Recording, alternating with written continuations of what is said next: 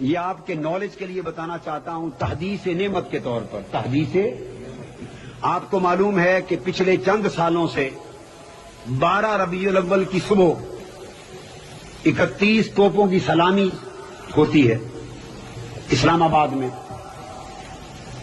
اور جو 4-5 کیپٹل ہیں صوبائی ہیڈ کوارٹر، وہاں 21 توپوں کی سلامی ہوتی. پہلے مرکز میں 21 اور صوبوں میں 11 توپوں کی سلامی تھی. اب 31 اور 21 توپوں کی سلامی ہوتی ہے 12 ربیع الاول کی صبح. یہ پتا ہے آپ کو؟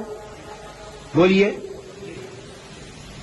مگر یہ پتا ہے کہ یہ جو عمل خیر شروع ہوا کب سے شروع ہوا اور کیسے، یہ پتا ہے؟ یہ نہیں معلوم. اور افسوس کہ اپنے اکابر کو بھی معلوم. جنرل ضیاء، یہ تاریخی واقعہ بیان کر رہا ہوں، آفیشل ریکارڈ ہے، سرکاری ریکارڈ، اور ہیڈ کوارٹر پر حکومت کے گھر میں بیٹھ کے بتا رہا ہوں. جنرل ضیاء الحق صاحب کا دور تھا، میں نے تحریک منہاج القرآن کے پلیٹ فارم سے تحریک چلائی تھی. پاکستان کی پوری تاریخ میں اس سے قبل میلاد پاک کے دن توپوں کی سلامی کا رواج نہیں تھا. پاکستان میں توپوں کی سلامی نہیں ہوا کرتی تھی. حضور کے میلاد پاک پر 14 اگست کو ہوتی تھی.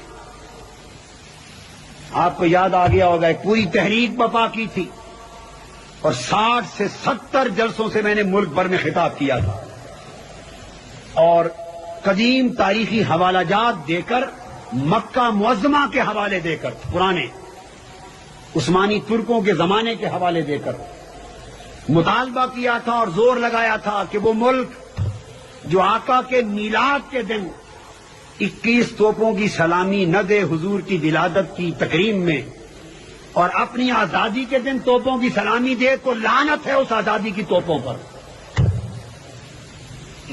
یہ میرے الفاظ تھے.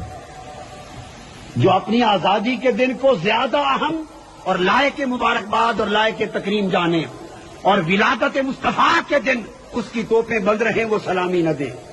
جو مروج دنیا کا طریقہ ہے اعزاز و اکرام کا. پھر ٹیلی گرام بھیجے، مطالبہ کیا. الحمدللہ تعالی 11 ربیع الاول کا جب دن آیا، عشاء کی نماز کے وقت 9 بجے کے خبرنامہ میں اس وقت کے صدر پاکستان مرحوم کی طرف سے مطالبہ منظور کرتے ہوئے رات کو اعلان کر دیا گیا کہ پہلی مرتبہ کل صبح 12 ربیع الاول 21 توپوں کی سلامی ہوگی.